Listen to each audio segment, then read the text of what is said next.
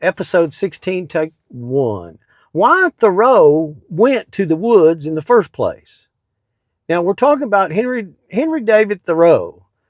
Now, a lot of people hear about Henry David Thoreau going to the woods and think he was trying to escape life.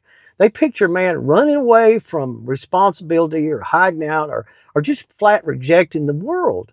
But I tell you what, when you look at him, that's not really what he was going through. That wasn't what he was doing. Most people who feel worn down today aren't trying to escape life either. They're trying to understand it. They feel busy but not fulfilled. They feel tired but not satisfied. They do a lot, but they don't always know what they're doing it or what they're doing it for. Days pass, routines repeat, and something feels thin underneath it all. That question starts to show up quietly. What I'm actually doing with my time? What am I doing here in the first place? Thoreau felt that same pressure, just in a different century, the 19th century. Life was speeding up even then. Industry was growing. People were chasing money, status, and busyness. He noticed that many folks, they were working harder, but just flat living less. So he just stepped back, got out of it. He didn't go to the woods because he hated people. He went because he wanted to see clearly. He wanted to strip life down to its basic fundamentals and find out what actually mattered. When all the extra noise was wiped out and removed, in his own words, he wanted to live deliberately. Now, he said that in his book. Now, that ideal still matters. Most people today don't need a cabin in the woods, but they do need what Thoreau was looking for. They need clarity. They need space to think. They need to know whether the way they're living is actually supporting them or slowly wearing them out. I felt this myself so many times. There have been times when I stayed busy just because staying busy felt safer than shutting down, than slowing down. When I finally slowed down, questions showed up that I had been avoiding. Am I resting enough? Am I eating in a way that actually helps me recover? Am I filling my days with things that matter or just filling them?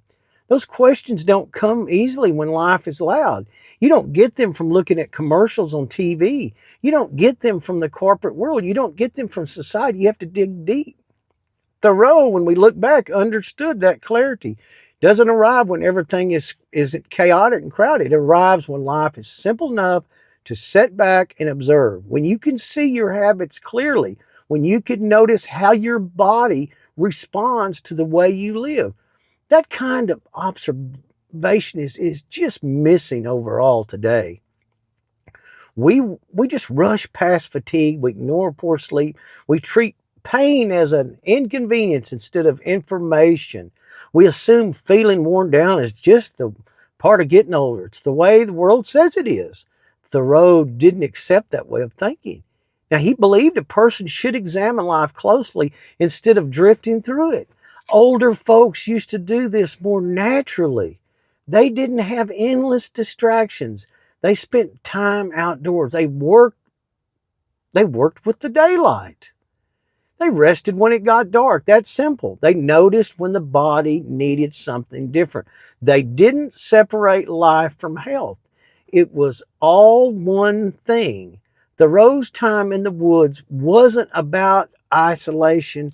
It was about paying overall attention to life, about seeing how little a person actually needs to live well, and how much excess quietly steals and robs the energy from us. That lesson applies directly to our body. When life is too chaotic, too crowded, the body struggles so much to recover. Sleep gets thin, lighter. Man, digestion, it slows. Pain settles in. The nervous system, it just stays on edge, twisted. Simplifying gives the body room. It gives it room to repair.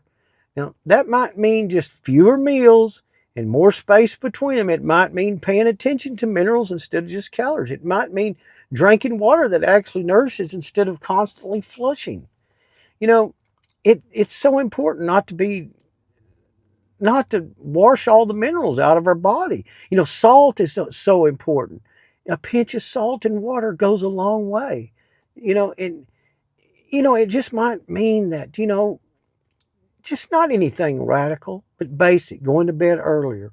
You know, Thoreau, looking back at Thoreau in the 19th century, he didn't just reject the progress. He questioned whether it was actually helping people live better in general.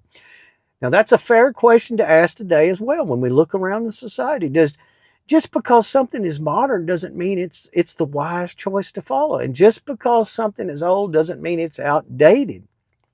We have to be objective. Later in life, the question becomes more and more important. Time feels much more valuable. Energy overall, it needs to be protected. What you give your attention to, now listen, this is really important. What you give your attention to matters more.